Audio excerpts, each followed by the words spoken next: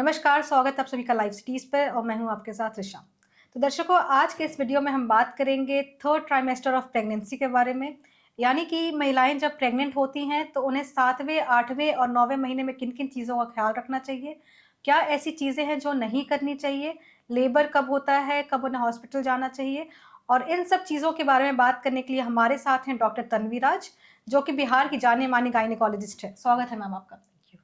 तो ma'am, third trimester of pregnancy को usually कहते हैं कि सबसे ज़्यादा स्ट्रगलिंग फेज़ होता है, बहुत डरी हुई रहती हैं महिलाएँ और बहुत एक्साइटमेंट वाला भी फेज़ होता है। तो मैं आपसे जानना चाहती हूँ कि थर्ड ट्राइमेस्टर में ऐसी कौन-कौन सी चीज़ें हैं जिन चीज़ों का ख़्याल रखना चाहिए महिलाओं को और कौन-कौन सी ऐसी चीज़ें जिन चीज़ों को बिल्कुल भी नहीं करना चाहिए महिलाओं को? ओके। सो थर्ड ट्राइमेस्टर जैसे-जैसे आता है सारे आपके डॉक्टर विज़िट्स में जल्दी-जल्दी होने लगते हैं। प्रॉब्लम्स जो होती हैं इन जनरल क्योंकि वज़न बढ़ रहा होता है बच्चे का, ग्रोथ बढ़ रही होती है, उठना, बैठना, लेटना सब थोड़ा डिफ़िकल्ट हो जाता है। सो बच्चा कंटिन्यूअसली पेट बाहर आ रहा होता है तो प्रेशर पड़ता है ऊपर, साँस लेने में दिक्कत होती है, सोने में दिक्कत होती है। तो इट इज़ थर्ड ट्राइमेस्टर में थोड़ा स्ट्रगल बढ़ जाता है। प्रॉब्लम्स, कॉम्प्लिकेशंस होने के चांसेस भी थर्ड ट्राइमेस्टर में काफ़ी होते हैं, जैसे बीपी शूट करना, शुगर्स बढ़ना, लिवर से रिलेटेड खराबियाँ थर्ड ट्राइमेस्टर में देखने को मिलती हैं। प्रेगनेंसी हार्मोन के कारण कई बार लिवर एंजाइम्स बढ़ने लगते हैं और लिवर ठीक से काम नहीं कर रहा होता है। बच्चे के मूवमेंट का आपको कंटिन्यूअसली ध्यान रखना है, तो ये सारी चीज़ें काफ़ी स्ट्रेसफुल हो जाती हैं। सो कुछ चीज़ों का जिसका आपको ध्यान रखना है, तो जिन चीज़ों का आपको ध्यान रखना है सो वो है कि अगर आपको कहीं ट्रैवल करना है, जैसे कुछ लोग अपने घर आके डिलीवरी कराना चाहते हैं या किसी और जगह जाके डिलीवरी कराना चाहते हैं, तो बेस्ट टाइम होता है कि आप 28 हफ्ते तक यानी सेकंड ट्राइमेस्टर के एंड में ट्रैवल करें और थर्ड ट्राइमेस्टर में अवॉइड करना चाहिए क्योंकि लेबर में जाने के चांसेस थोड़े ज़्यादा होते हैं, प्री टर्म लेबर स्टार्ट हो सकता है, तो उस फेज़ को थोड़ा अवॉइड करना चाहिए। उसके अलावा आपके डॉक्टर के विज़िट्स रेगुलर हो जाते हैं। अब जैसे इनिशियली हम लोग 1-1 महीने पे पेशेंट को बुलाते हैं, थर्ड ट्राइमेस्टर में हर 2 हफ्ते पे विज़िट करना होता है। लास्ट के 1 महीने में हर हफ्ते डॉक्टर से मिलना ज़रूरी होता है, क्योंकि चीज़ें बहुत तेज़ी से बदल रही होती हैं। इस समय ग्रोथ में सडनली कमी आनी शुरू हो जाती है, तो उन चीज़ों को पिक करने के लिए आपको रेगुलर डॉक्टर से विज़िट करना ज़रूरी होता है। मैम, आपने बात किया प्री टर्म लेबर के बारे में, तो मैं आपसे जानना चाहती हूँ कि ऐसे कौन से साइन्स होते हैं? ऐसी क्या चीज़ें होता है जिससे देखने के बाद हमें तुरंत हॉस्पिटल जाना चाहिए? और अगर अर्ली लेबर है तो उस टाइम पे हमें ध्यान देना चाहिए चीज़ों का? सो आपको जैसे-जैसे प्रेगनेंसी में अलर्ट रहने की ज़रूरत है कि अगर पेट में दर्द हो रहा है, स्पेशली ये दर्द अगर रह-रह के आ रहा है, कंटिन्यूअस नहीं हो रहा है, बार-बार हो रहा है और बढ़ता जा रहा है। हर थोड़ी देर पे पहले 15-15 मिनट पे आएगा, 10-10 मिनट पे आएगा, तो वो उसकी इंटेंसिटी बढ़ते जाती है, फ्रीक्वेंसी बढ़ते जाती है, बार-बार आता है दर्द। तो ये लेबर पेन होने का लक्षण हो सकता है। किसी भी तरह की कोई ब्लीडिंग होना प्रेगनेंसी में नॉर्मल नहीं है, तो किसी भी समय आपको कोई ब्लीडिंग होती है, आपको तुरंत डॉक्टर से मिलना है। नीचे ये बच्चेदानी के रास्ते अगर आपको बिल्कुल पेशाब जैसा पतला पानी आ रहा है, तो वो भी एक इम्पॉर्टेंट लक्षण है कि हो सकता है बच्चे के पास का पानी जो है वो लीक कर रहा हो, तो वो भी डॉक्टर से चेक कराने की ज़रूरत है। सबसे इम्पॉर्टेंट है बच्चे के मूवमेंट का ध्यान रखना क्योंकि बाकी प्रॉब्लम्स होती हैं तो पेशेंट जनरली डॉक्टर के पास आगे-पीछे थोड़ा लेट करके ही सही पहुँच जाता है। बट मूवमेंट का ध्यान रखने में पेशेंट अक्सर लेट कर देते हैं कि चलो देख लेते हैं, वेट कर लेते हैं, घूमने लगेगा। तो ये चीज़ बहुत इम्पोर्टेंट है ध्यान रखना, दिन में 10 से 12 बार बच्चा ज़रूर घूमना चाहिए।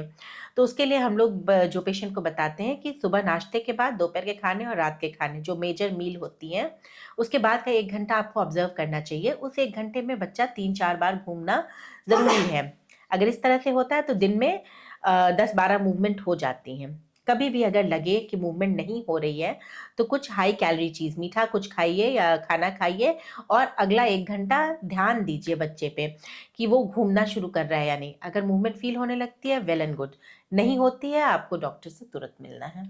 आपने बताया कि अगर बच्चे की मूवमेंट नहीं हो रही तो उन्हें हाई कैलोरी फूड लेना चाहिए, जी, कोई भी मीठा चीज़ जिससे कि हाँ। तो फिर इस चीज़ में सुधार आता है। और बहुत लेट नहीं करना चाहिए, डॉक्टर के पास तुरंत आके चेक कराना चाहिए। अच्छा, अगर नहीं हो रहा है तो बिल्कुल, डॉक्टर के पास तुरंत बिल्कुल, आना चाहिए। बिल्कुल। तो ऐसे टाइम पे जैसे कि महिलाएँ इस चीज़ को लेकर के बहुत ही ज़्यादा स्ट्रेस लेती हैं, बहुत ही ज़्यादा चिंतित रहती हैं कि उनका डिलीवरी जो होने वाला है वो नॉर्मल होगा या सिज़ेरियन होगा, उनका जो बच्चा है वो हेल्दी है या नहीं है, जिसके वजह से उन्हें काफ़ी घबराहट और बेचैनी होने लग जाती है। मतलब जी, कि मेंटल हेल्थ की चीज़ें भी उन्हें होने लग जाती हैं। तो बिल्कुल। ऐसे समय पे उन्हें क्या करना चाहिए? तो ऐसे समय पे सही जानकारी होना सबसे ज़रूरी है। पहली चीज़ है कि नॉर्मल और सिज़ेरियन ना आपके हाथ में है, ना डॉक्टर के हाथ में है। अगर अच्छे से लेबर आएगा, प्रोग्रेस होगा तो नॉर्मल डिलीवरी होएगी। सिज़ेरियन और कई बार बहुत सारे लोग डरते हैं, नॉर्मल डिलीवरी का दर्द के बारे में सोच के डरते हैं, तो उसके लिए अब बहुत सारे ऑप्शंस अवेलेबल हैं। पेनलेस नॉर्मल डिलीवरी होती है, एपिड्यूरल एनाल्जेसिया होता है। ये चीज़ें यूज़ करके आपके नॉर्मल डिलीवरी को काफ़ी कंफर्टेबल बनाया जा सकता है। अगर ज़रूरत पड़ रही है तो सिज़ेरियन माँ और बच्चे दोनों की जान को बचा सकता है, तो सिज़ेरियन से डरना नहीं है। जहाँ ज़रूरत है या डॉक्टर रिकमेंड कर रहे हैं, तो उसको उसके फ़ियर को, उसको डर को आपको दिमाग में नहीं रखना है। दूसरी चीज़, बच्चा ये टेंशन लेना अननेसेसरी है कि बच्चा हेल्दी रहेगा या नहीं रहेगा। अच्छे से अगर सब कुछ बीता है तो मैक्सिमम चांस है कि बच्चा हेल्दी होगा आपका। अच्छी चीज़ें सोचिए, बिल्कुल बढ़िया रहेगा। अब मेरा आखिरी सवाल आपसे यह है कि औरतों को किन चीज़ों के करने से मतलब कि इस चीज़ में प्रोग्रेस होता है कि उनका नॉर्मल डिलीवरी ही होगा? अगर किन आप चीज़ों का ध्यान रखना चाहिए? थ्रू आउट अपनी प्रेगनेंसी एक्टिव रही हैं, काम-वाम करते रही हैं, टहलते रही हैं, रेगुलर एक्सरसाइज करती रही हैं, तो नॉर्मल डिलीवरी के चांसेस बहुत ज़्यादा होते हैं।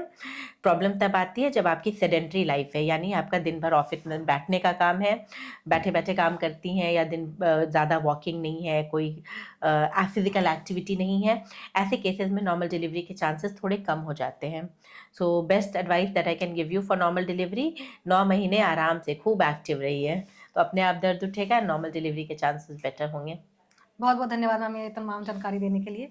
तो दर्शकों, आज के इस वीडियो में हमने देखा कि महिलाओं को थर्ड ट्राइमेस्टर ऑफ प्रेगनेंसी में किन-किन चीज़ों का ध्यान रखना चाहिए, क्या करने से उनकी नॉर्मल डिलीवरी होगी और फिर क्या ऐसी चीज़ें हैं जो उन्हें बिल्कुल नहीं करना चाहिए। तो आशा करते हैं कि आपके लिए ये वीडियो लाभदायक रही हो। अगर आपने अब हमारे तक यूट्यूब चैनल को सब्सक्राइब नहीं किया तो तुरंत तुरंत कर लें और साथ ही फेसबुक पेज को भी लाइक करें। वीडियो देखने के लिए धन्यवाद।